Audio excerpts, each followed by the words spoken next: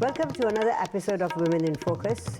Our Woman in Focus needs no introduction. She is a very well-known person in the broadcast industry, television, radio, a media personality. Her name is Simi Sara, and I'm so proud to say that she's our Woman in Focus today. Simi, you're most welcome in our program. I am so happy to be here. I'm so happy to be. It's such an honor for me to be here with you.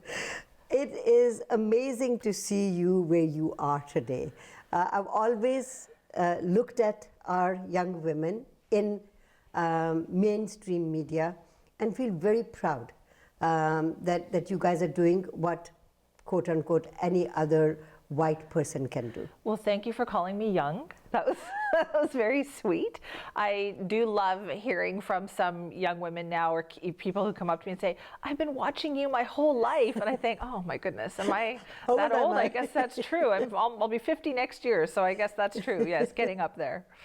Well, I never tire when people say to me, I've been watching you all my life. I've been watching you all my life, so. So the broadcasting bug, how did you get that? I took, I guess it was a journalism class, probably in grade 10. Okay. Grade 10, grade 9. I was at Cloverdale Junior Secondary in Cloverdale, and I think grade 9 or grade 10, I took a newspaper writing class, and that was it at that moment. And I knew I really liked it. And so when I got into grade 11 and 12, I took a journalism class where our job was to put out the school newspaper. That was in grade 12. Wow. And I knew, and in class, I remember that we watched the movie All the President's Men. Okay. With Robert Redford and Dustin Hoffman. Yes. And by the time that movie was over, I said, that's it. I am going to do that for a living. And that was it. I've always known that this was the business that I wanted to be in. So let me take you back. Your family has been here for many years. Your mother was born here? My mother came here as a very young child. 5 years old? Yeah, yes. 5 years old. And you were born here? Yes, I was born here. Let's talk about your formative years and your family. I mean, your uncle, great friend of mine. And your extended family, I've known them for many years. I've known a few of many years. So how was it when you were little? Well, given that you know them, then you know the pressure that I think many of my cousins and I felt growing up. Right. There were a lot of firsts in my family. 100%. Yes, my aunt was the very first visible minority police officer, female police officer on the Vancouver Police Force. Right. I have teachers. My mother worked for the federal government in Canada Immigration and was very well known, very, very well known. I mean, my whole life I was known more for being a member of that family than I was for being Simi Sara. Yeah. And so I always felt that pressure that I had to do something they were always asking, well, what are you going to do? Like, what are you going to be? What are you going to do? And so I always felt that pressure, but I was so proud of my family growing up. And that no matter what it was, I have a family of bus drivers, bus teachers, federal civil servants, but that they had accomplished things and they felt that they had like a public duty to do those things. And I think that was very much ingrained in me as well, to succeed, to do well, to make my family proud of me, and that was a huge driver. I've noticed, being here for more than 48 years, I've seen the community grow. You have too, and I've seen people like you born and brought up here, and the way of thinking is totally different from the people who are coming right now. Yes, it is different.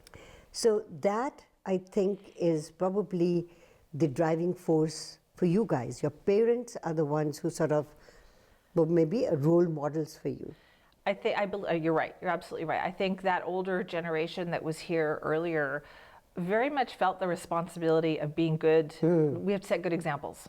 Everything had to be a good example. My grandmother, for instance, she didn't speak very much English. She had 11 children that she was raising in Surrey, in Cloverdale. But she instilled in them an incredible work ethic, but also this ethic of kindness and generosity to others, no matter how they were treated. Wow. So we did a lot of camping growing up, traveling the province, and my grandmother loved camping. And I remember very vividly, my cousins and I do, because there were so many of us, that she had rules for us when we were out in public and if we were camping. And even though she couldn't speak and converse with people, she always said to us in Punjabi, You must always greet people with a smile. You must smile at people when they are coming your way. Right. You must always say good morning. You must always behave yourselves. You must not be too loud. You must. So she always, and you know what? We're all adults now. My cousins and I, there's 25 of us. We will never forget the behavior rules that she set out for us. Yes, that she had that, made us feel that responsibility of how to behave in public. I want to talk a little bit more about that, but let's take a short commercial break.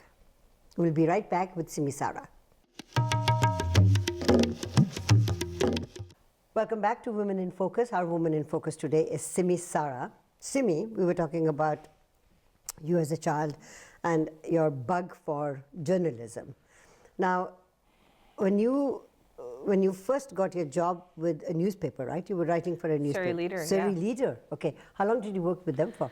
I was in a 2-year journalism program at Langara, and I worked at the Surrey Leader in the summer in between my first and second year. It was one of those Canada Works programs. Oh, okay. So, but it was the most invaluable experience. So I probably was there 4 months. Yeah. Yeah. And radio, how did that? Oh, did television come before radio? Television came before. I worked in all three. So, so from newspapers, I did an internship at 180, I call it 180 West 2nd because it's now City TV, but it has changed names so many times. It used to be CKVU. It was CKV, it was UTV when I started working there. You're right. So this would be the early 1990s. I think Chris used to work in UTV. Yeah, so 180 West 2nd is what I call it.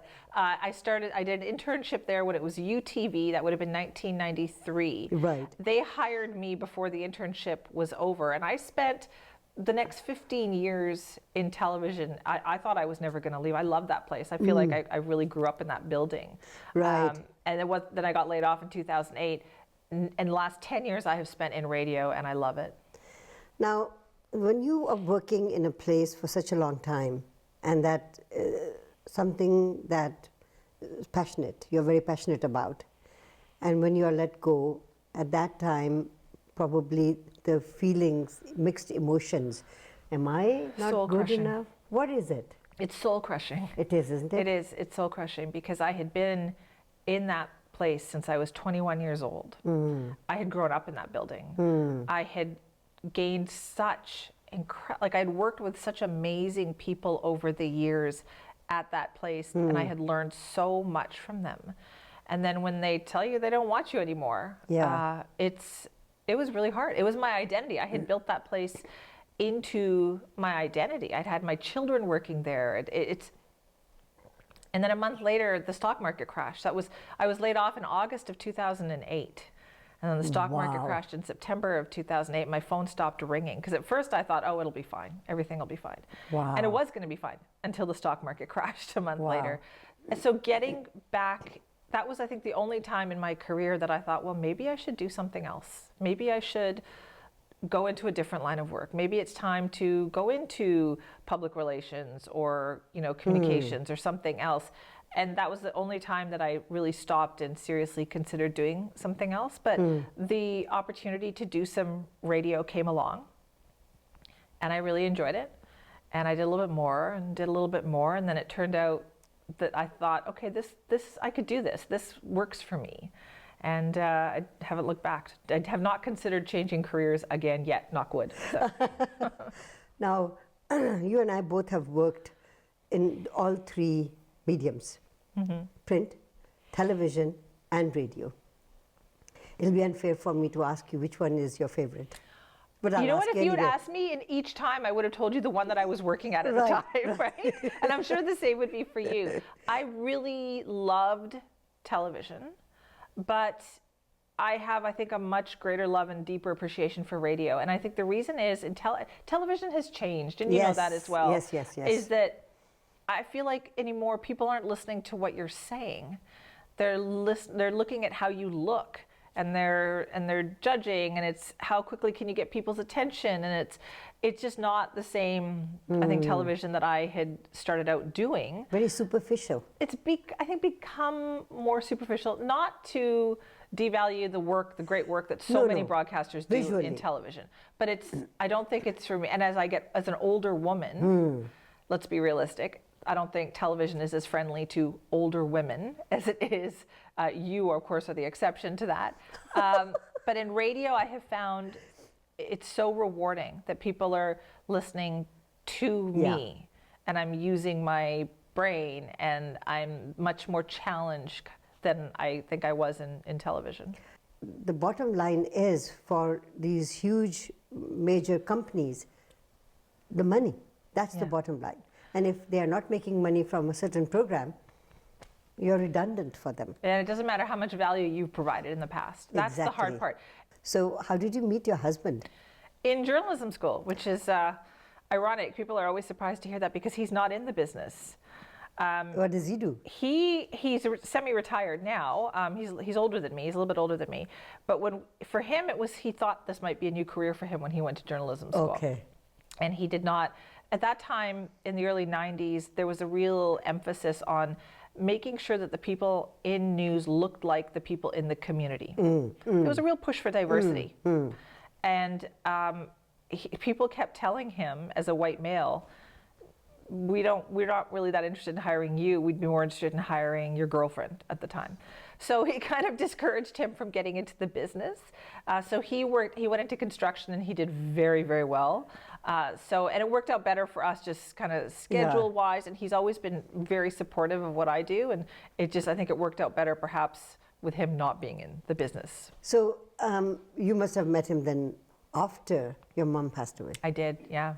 So I didn't talk about your mom that much. I wanted to talk about her because she was an amazing person. Many people loved what she did. She helped a lot of people. My mother worked for Canada Immigration. Yes. And I used to hear her on the phone all the time as a teenager. And I used to say to her, why are you giving away all this information for free? Yeah. She would spend hours just on the phone with people looking for advice about how do I bring my family here? What forms do I fill out? The kind of advice that today immigration consultants make a ton of money. Yeah, okay, on. let's not go there. But she was giving it away for free. And I used to say to her, with that kind of teenage arrogance that you have, Mom, what are you doing? Like, why don't you quit your job and open up a consulting firm and make more money? And she would say, no, it's my duty to help them. That's my job. Yeah. And so she was so generous in spirit. And I unfortunately didn't have an appreciation for that because I was so young when she passed away, that it really formed me later. That everything I do, I think I'm so much more similar to my mother now than I was, at the age of 18 when she passed away. Apple doesn't fall far from the tree. I hope not, because she was an amazing person, and so kind. And when she passed away and we had her funeral, the turnout was amazing. Yeah. There's more than 1,000 people there, and that made just one more thing to make you realize that she was so generous and loved, and respected for the work that she did. So once Mom passed away, who did you live with then? Your dad? I have a very large extended family. Yes. So my mom was one of 11, and every single one of them came to me in the days after and said, you are welcome in my house, like you will come and live with me. And they have been nothing but good to me growing up. They always were. My mother was a single mother. My mom and dad, were not together for many years. So they have really raised me, and that was it. They have been so good to me in the years since, that supportive kind of group of people, that I wouldn't be able to do it without them. And what's funny? They were always good. My grandmother was so funny, is that she could not at 6 o'clock watch anything other than Tony Parsons on BCTV, right? Like, didn't matter. She had to watch Tony Parsons at 6 o'clock. And I've told Tony Parsons this story too, so he's heard this before. Even when I was on the 6 o'clock news on the other channel, I would phone her after the show and say, did you see I was doing the 6 o'clock news? And she'd say, oh, I turned it over in the commercial, but you weren't there. So she would only turn the channel when Tony was in a commercial break to see if her granddaughter was on the other station. But no, because she couldn't break the habit no matter what. Beautiful. Yeah. I'm going to talk a little bit about you and your husband and children. But let's take a short break, get the program paid for. Yes. And then we'll be right back. Simi Sara is our Woman in Focus today. Don't go away. We'll be right back. Welcome back to Women in Focus. Simi Sara is our Woman in Focus today. Simi, so you met this good-looking guy. You fell in love with him. I'd like to say I did a lot of work there, though, in the years since, Sushma, please. Let's not give him too much credit. We've been married almost 30 years, so. So how has it been with him? And you've got 2 kids? We have 2 kids, and I've been really lucky because I think it's very hard for any woman who wants to work full-time, Yes.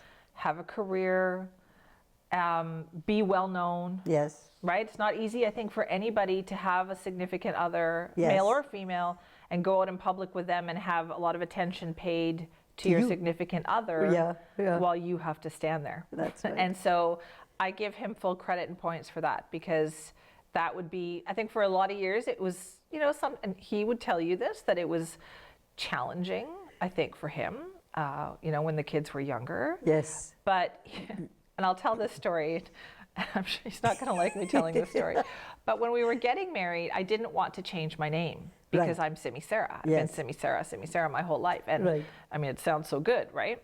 I didn't want to change my name, but he It sort of flows really beautifully. wanted me to change my name. Okay. And we went back and forth and back and forth. And I compromised. He was very insistent. He said that he really wanted me to change my name. Right. And I said, fine, I will compromise. Yes. Legally, I will change my name. Okay. But at work, I will still be Simi Simi Sara. Sara. Well, that was 27 years ago. Wow. And I can tell you, Sushma, never once has he introduced me to anybody other than, this is my wife, Simi Sara. He has Wow. never, and I said to him, what happened to the big fuss about me changing my name? He has never, so I always take that as a sign of, okay, so he's proud of what I do. A lot of respect for you. Yes, he hasn't, Yes. it may have taken some time in the early years of the marriage, because as my career was growing and I Right. was getting better known. But I think right now, today, you can, there's a lot of pride there in what I do, and I'm just very grateful to have somebody who's so supportive. That's beautiful. And so then, in that business, in the business of journalism, television, radio, you had your kids. How was that? Was it It difficult? was hard. Yeah. It was hard. Must have been. It was very hard. The business is not very forgiving for No. pregnant women running around and doing news stories, and it was very challenging. And this would have been, my daughter was born in 1997, so I was 25 when I had my daughter. I was 28, and I was scared to go on maternity leave, and I think a lot of women probably will, empathize with that. Because I wasn't sure if my job would be there. That's right. When I got back. Yes. And the first time, I took 6 months. The second time I took 4 because I was afraid for my job. Rightfully so, because I had reason to be afraid. Right. And I feel these, I do anything I can now to support any pregnant woman in any workplace ever, because that's a very difficult thing to go through, to feel scared out of everything else you're going through. That this thing that you have worked for so hard when it comes to your career is in jeopardy just because you want to have a family. And it's not right. So do you feel, and this might be a silly question, that being a woman of color and then also being woman, that there was double fear that I might not be able to come back because there are so many other non-ethnic white people that would be there for your job? The first time, no. The second time, yes. The second time, it was much more competitive. There were people wanting my job. But the place that I worked at that time, I felt valued. And so there was a role for me. But I see over time that I was lucky in many ways. Yes. I had a very supportive group of people that I worked with. I couldn't be the reporter who got sent out to cover the wildfires in the interior. I couldn't be the reporter who put in a ton of overtime or sent out of town on some important assignment. I had to let those go. I had babies at home. I had, so that was hard, that I had to realize that. I remember saying to myself, well, if that's the way it is, then that's the way it is. You will continue to do the best that you can do in the stories that you can cover, but maybe you're not going to get the top story every night. That's just not going to happen. So there comes a time, I guess, where your job is important to you, but you have to juggle the job the family, Yeah. home, children, husband. It's tough. It's very tough. Yeah. Thinking about those years, sometimes I wonder how we did it. It was very tough. I for many years I worked weekends so that I could have Mondays and Tuesdays off. Okay. So that we could juggle childcare. Right. So my husband looking after the kids Saturday, Sunday when I worked. Right. Mondays and Tuesdays I had the kids. Yes. We did daycare for quite a few years. We had a nanny for quite a few years. So anything we could do to make it work, we did. And people always ask me, like, do you really like getting up early in the morning? Because for so much of my Yes. career, I have worked early mornings. Right. The answer is no. In the beginning, it was no. But I did it because that was the best schedule to spend time with my kids. So what time do you wake up? Right now, I wake up about 3:30. Holy mackerel. 3:30, 3:45, somewhere around there, yeah. And you start your show at 5 o'clock? 5:30, the show starts. I'm at work at 4:30, show starts at 5:30. 5:30 to 9:30? 5:30 to, 9. I'm usually at work until about 10 or so, and then, Right. yeah. And then now the kids are older. Kids are, 23 and 20. And so when I took this morning job, when it came open a year ago, I sat down with my family, I sat down with my husband and the kids, and I said, okay, guys, you're grown now. You don't need me as much. I said, we need to make a commitment to support me in this. I said, I spent a lot of years not able to do work things because of you guys, right? Whether it was husband, children. I need now that support. And they were all on board. That's I said, good. and they have been amazing to me because I said, I don't want to hear complaints about, oh, mom has to go to sleep at, mom's no fun, and, which they did for many years. And this has been different this time. This time they all seem to understand that, mom was pretty good all those years, never missed a soccer game, never missed a practice, never missed, a field hockey game. I was always there to pick them up from school. I was always there, to take them to practices and stuff. So yeah, they've been pretty good, as well they should be after all that. Superwoman. With a lot of help. A lot of help. Simi, I'm going to talk to you again, but let's take a short commercial break. And thank you for being our Woman in Focus today. Thank you for asking. Simi Sara has been our Woman in Focus today. Don't go away. We'll be talking to her again.